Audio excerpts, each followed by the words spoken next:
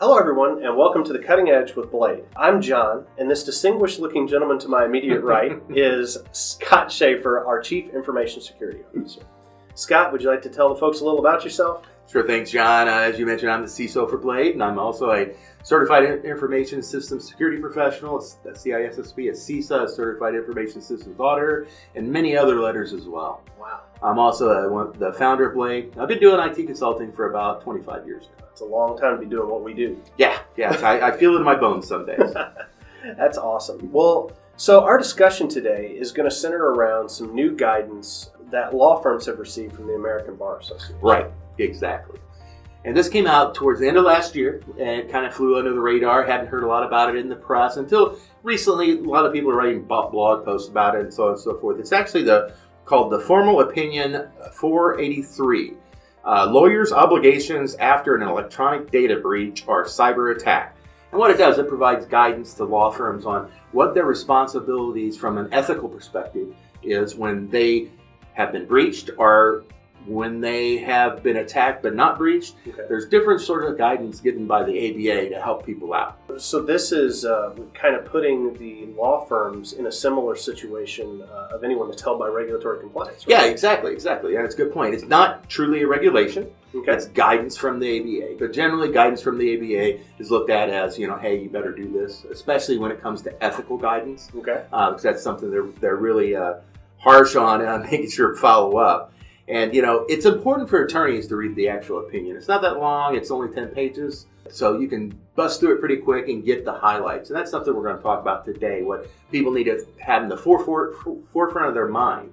Okay. To be looking at these types of things. Excellent. So are there any specific things that the attorneys need to be, aware of right up front that maybe they didn't know previous? Well, one thing, it's not just the event doesn't occur when you're breached. Okay. The guidance talks about that attorneys have an ethical duty to make sure that they're monitoring for breaches, because how do you know if you've been breached? And as you well know, the 8 or 9 breaches we've worked since September or so last year, in every one of them, they didn't know they were being breached until something terrible happened, like a bank transfer or emails coming from somebody that didn't make sense or data being exfiltrated. They didn't know ahead of time, and there are always indicators. This guidance talks a little bit about the lawyer's obligation to be able to watch out for this and see what's going on. Okay, so we're going to be treating this, kind of like all the other people always talk about. There's people on your network at a certain point, and you just don't know it's there. So It's going to be their duty going forward to kind of keep an eye on. Absolutely, and this is a great suggestion, not just for law firms, of course, but for everyone, because most of the breaches are undetected. The good guys never get caught. The good hackers, I should say. Good or bad, depending on which way you look at it. The ones that are most skilled, let's say. They're the ones that never get caught, and you never hear of them because they get in and out, and you never know they're there, and they've taken your data and they went on down the road. So, that's the worst type of breach. But yes, you need to see what's going on. A lot of the breaches can be stopped, or at least remediated, very, very fast if you know about it. That's the key. You got to know about them, so you have to monitor for these sort of things. So it's kind of staying on top of things. Mm-hmm. Exactly. So, what type of response, let's say a law firm has been compromised. So we've been doing our due diligence, right? We've been, as an IT firm, we've been monitoring, we've been keeping track of this stuff, and the law firm's good with that. What type of response is the law firm going to be required to give if they get breached? Right. Well, the guidance actually says, quote, it's reasonably and promptly to stop the breach, okay? So you can interpret that the way you want, but that does mean, to stop the breach, you have to know the breach is going on. Okay. So let's say, in this scenario, there wasn't monitoring in place, and they finally find out they're having a breach because somebody calls them and says, hey, your firm is sending me a bunch of email. I think you've been hacked. Got it. That was exactly what happened to us earlier this week, and that's how it was determined. So the idea of it is you have to respond quickly, and part of that is you want to be able to have a good instant response plan in place before this day happens. And it doesn't have to be a 100-page document with references and footnotes. It can simply be a 1-page document that describes, here's what we define it as a breach. Okay. Here's what we do when it happens. Here's how we perform a recovery. pretty basic, but you'd be surprised when you're under the stressful situation of we've been breached, has client data exfiltrated out, we don't know. So a lot of that stuff, it's just, it's good to have a plan. And just a simple plan is easy for people to have. And to create that plan, one thing you also need to do is do a risk assessment to see what you have. And that's something that we find when we go in there and take a look at anyone's network. We always find things that they go, I didn't know that was there. And so never fails. Yeah, you have to know what you have before you protect it. So do a risk assessment, and then based on that risk assessment, come up with an incident response plan. Again, these are steps that all firms should do and all companies should do. Sounds daunting at first, but it really isn't that bad. Along with that, you want to develop relationships with your IT provider, your security providers, and so on before this happens. Yeah, exactly. You don't want to just, and we get calls out of the blue from people we've never heard of before saying, help me, help me, help me. Well, which certainly we can, but as you can imagine, the costs and the time are extended because we've never seen the network before. We have to figure out who's who, so on and so forth. If we had an opportunity to work with a firm and do a risk assessment and perhaps a plan, then we're really prepared. So when the day comes, we can hit the ground running and stop it immediately and figure out what's going on. Yeah, it's definitely about knowing what you don't know and also reducing the panic that we see most customers come into. Because, if we haven't done, all the things Scott's talking about, you guys know that when this thing happens, it's going to be a panic event. So avoid the knee jerk. Right? We see it every time. I mean, it's a panic event, as you say, and that's why it's best to have as much scripted up front. Have this incident response plan. Have everybody know what to do. So when it happens, people are focused on what their responsibilities are instead of running around with chickens with their head cut off, and it's just chaos. And that just feeds into the whole problem. We want to be able to have a response plan that dampens down the panic, that recovers the data, find out what happened. And that's a key thing as well, especially with the guidance from the ABA. You have to do, if you think you've been breached or you have been breached, you have to do a post-incident report. Okay. And you have to figure out how they got in, what happened, what accounts were breached. Did data exfiltrate, which is really important, especially in some states, Illinois, for example, they have some really strict laws, regulations on this sort of thing. And plus, after that, you need to figure out whose data maybe has been compromised, because one thing the ABA also gives the guidance for is if a customer's data you have a good feeling it's been compromised, you have to notify them by letter. Nobody wants to do that, certainly. But, it is the responsibility of the law firm because there's so much sensitive data there. They're a trusted advisor to their people. They have to do that. And if there's even an inkling of data being exfiltrated and taken away from the network, the law firm needs to notify the clients appropriately via mail. Okay, so that'll do a couple of things for them. Then what you'll end up doing is you'll focus the response a little bit so that if you did get breached, then you're only really notifying the people that may have had data infiltrated. There's no guidance, there's nothing in the guidance that says, okay, if you get breached, that you have to notify all your old customers. Okay. Now, maybe depending on what was actually, taken from your network, maybe it would be appropriate. But there's no guidance that says in black and white you have to notify everyone. Which, again, some states have a regulation that you do. If you had a breach, you have to let everyone that you've done business with the last X number of years. You have to let them know that we had a breach. Here's what happened. Here's what we're going to do to fix it, and these sort of things. Okay. Now that we've talked a little bit about what the lawyers are going to have to do from a notice perspective, let's say we hadn't gotten really into the ethical guidelines that they're held by. So what are some of the things they may have to conform around? Oh, sure. Well, lawyers' ethics is the one thing that takes that profession and holds it above all others, because they have very strong ethics and they handle some very, very sensitive information. So, the way the ABA approaches it is this is part of their ethical responsibility to their customers. To be able to protect their data, understand if it's being attacked and taken, if it has been taken, how we're going to get it back, or how we're going to remediate it, more likely. And then finally, how do we notify the client and let them know there's been an issue? And that's a big part of it. Okay, cool. Tell me a little bit about some of the things, we talked about implementing a a plan and things like that. What are some of the details that they can do to protect themselves from a cybersecurity perspective to kind of help with this? Sure. Well, one part of it is, you have to know what you have. Okay. As we discussed, you have to have some sort of a risk assessment done so you understand where the problems are. We can't fix things unless we know what is broken or is vulnerable. Okay. And that's the first thing. And also the incident response plan, as I mentioned. One other aside, I know attorneys have more responsibilities on data retention than most industries. What we've found is attorneys generally save too much. Because think about it, if you're saving everything and there's no legal requirement to do so and the matter is closed and so on, there's no need to keep stuff around. Now, some things you do have to keep for 7 years, I get it, and that kind of stuff, that's fine. But what we found is that a lot of times law firms keep every revision of a document. And so you have 15 copies of this thing on the network. Well, think about that. All it does is it increase your attack surface, right? Correct. It's just more stuff that somebody, if they did, God forbid, get in, it's more stuff they could get.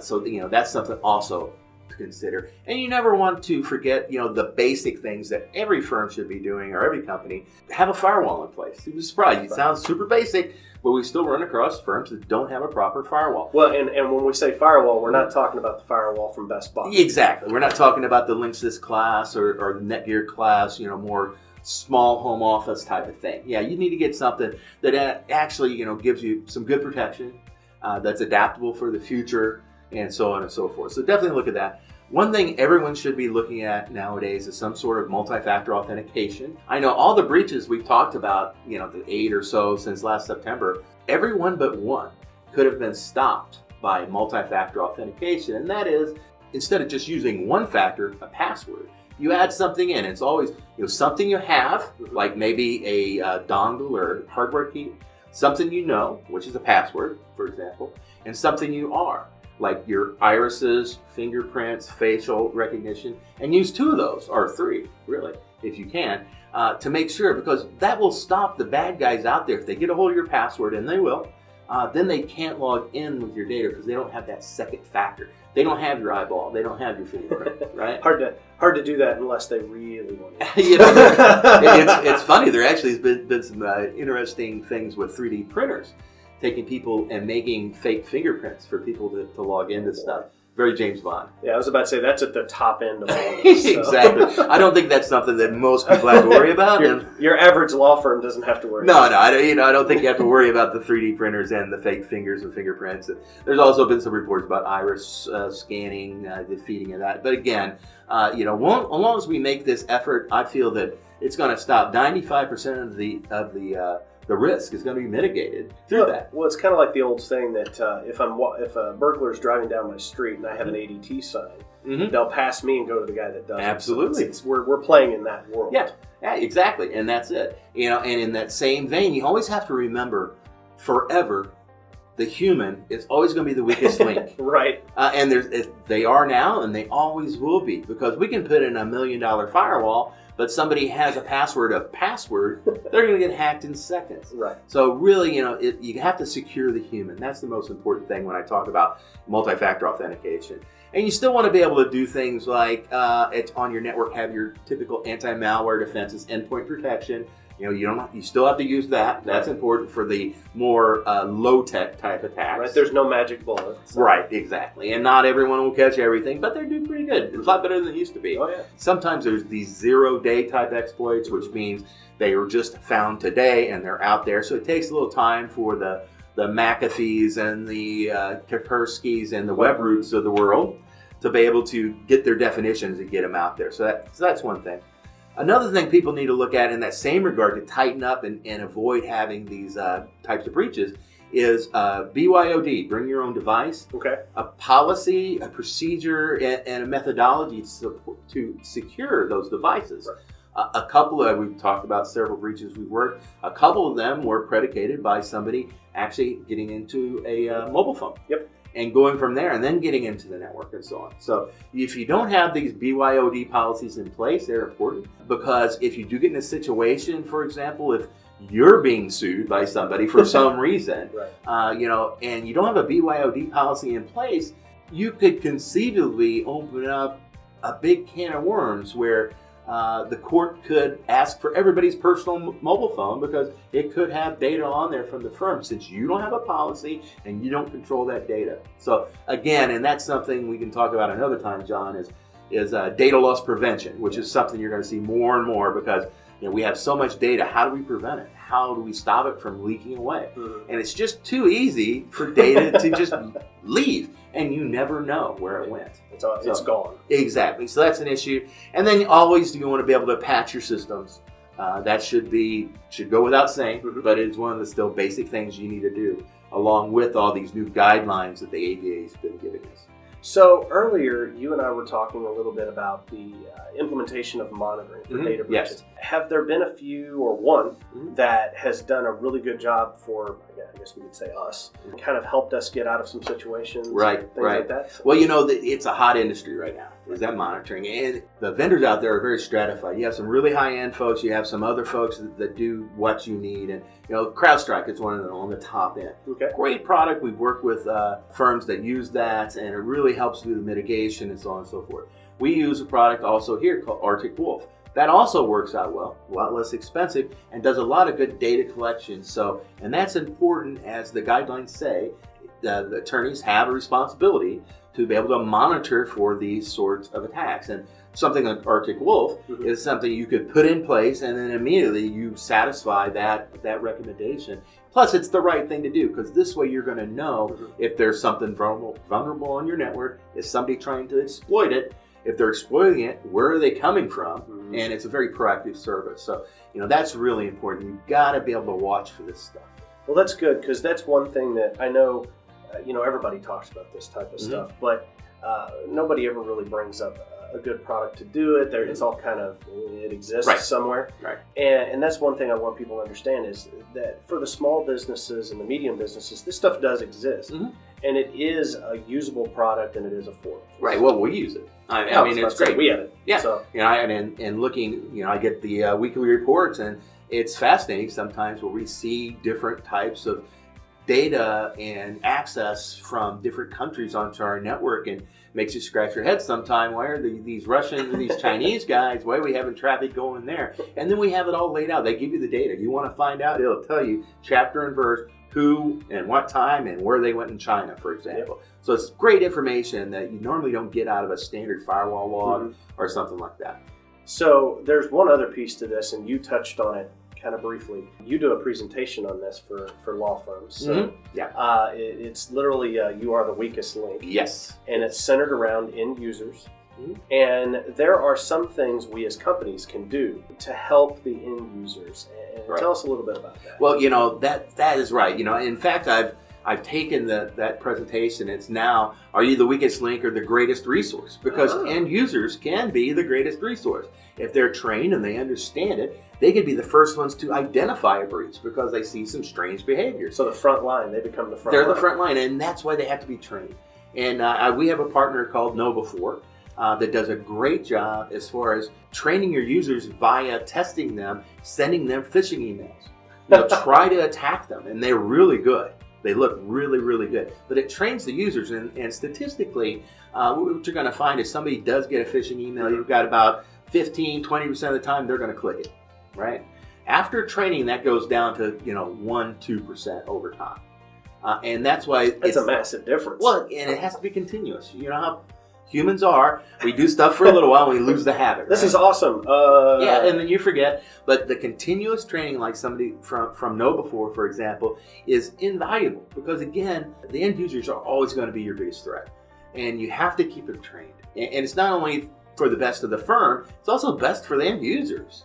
They're going to feel more confident if they do see something that is hinky, right? Yeah. To let you know instead of saying, oh, I don't really know what that is, and being mute, right? Yeah. So this is going to give them the tools to not quit being that weakest link and start being that greatest resource. So you're turning it into, it's an okay thing to question, where some of the, and we deal with this on some of our customers, that there's a mentality internally that they're not allowed to question some of the things that come across. So it's also going to train that end user that, it is okay to question. Absolutely. I can actually say we use this internally, and we did one internally, and I'm in charge of all the ordering and we got one of the UPS ones that came across, and I'm pretty sure you were part of the ones that triggered it. But it's definitely, you're right, they're real looking. Yeah, they do a great job putting them together. But there's always something. And on this one, the thing that triggered me was, because we've been through the training, one of the links, if I hovered over that link instead of clicking it, I noticed that,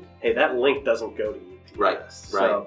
So that's 100% right. Being on top of that end user and making sure that they're aware. Right. Because it helped me. So. Well, we had one recently that we worked where the email came and it looked like it had an attachment in Outlook. It's normal. You know what an attachment looks like.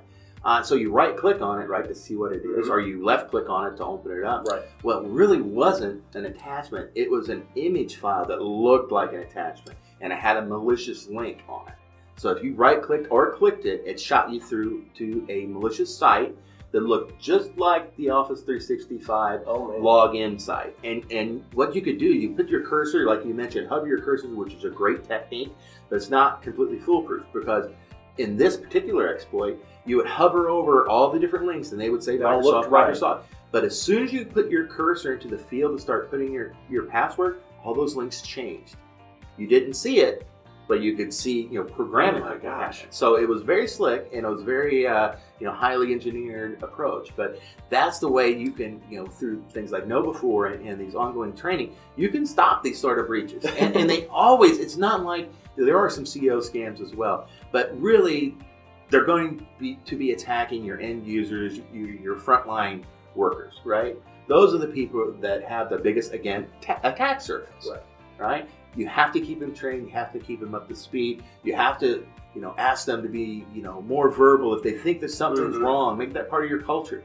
If they find something wrong, to bring it up. Have a, I know we use Microsoft Teams, for example. Right. If you have a product like that, a collaboration product, use that, and so on and so forth. Some sort of methodology to kind of make the communication within the firm really flow well, because get the message out. It's going to save you. And a lot of, if you do that, now the guidelines don't expressly say those sort of things, the ABA guidelines we're talking about, but you can read that into it as far as the duty of the attorney to assure that proper actions take place. Cool. So that's wonderful information. So as long as we're kind of keeping an eye on our front door, we're doing our due diligence to let people know if something happens, and then we're training our people, we got the right gear in place, in theory we can protect them from most of the attacks. Absolutely. And you want to start off again, you want to have to do a risk assessment, see where the holes are, so you know what to fix, and have a very brief, if necessary, incident response plan. Because it's gonna happen. It's gonna happen to everyone, and you have to be able to have a plan in place so it's not a complete chaos. So it's still going to be somewhat chaotic, but it'll just be controlled chaos. Yeah, it's not if then when. So. Exactly. So cool. Well, thanks for the great info, Scott. I really appreciate you sitting down with me. As always, if you guys out there have any questions about the topics addressed here, shoot me an email atjallen@bladetechinc.com. And from John and Scott at Blade Technologies, have a wonderful rest of the day.